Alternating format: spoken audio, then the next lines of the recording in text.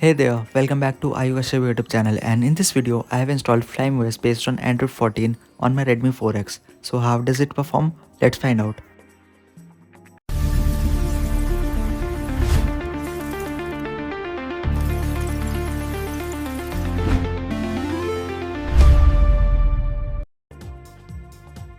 So this is my Redmi 4X and it has 3GB of RAM and 32GB of storage, and I have installed FlymeOS based on Android 14 on it.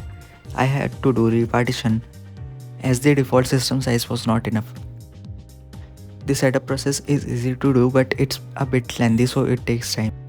Now we are at the home screen, and by first look it looks great. It is based on Android 14, but it does not show any Easter eggs. It is based on Chinese version of FlymeOS as well, and you can install Play Store manually.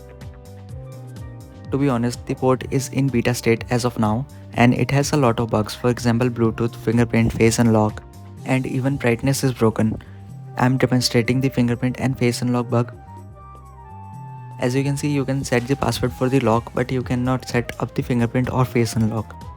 The battery backup seems fine and the ROM does not lag that much.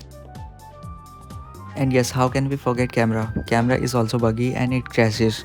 You can try open camera if that works. This ROM has built-in Kitsune mask, so you can install modules. The QS and notification balance looks good, but the brightness bug is there. It does not work. The UI looks modern, but the bugs make it unusable. Dark theme and other display features works fine. Dark mode makes the ROM feel more modern. All the other settings like navigation bar and some AI features are also available in this ROM like other modern ROMs. Thanks for watching, like and subscribe for more content like this.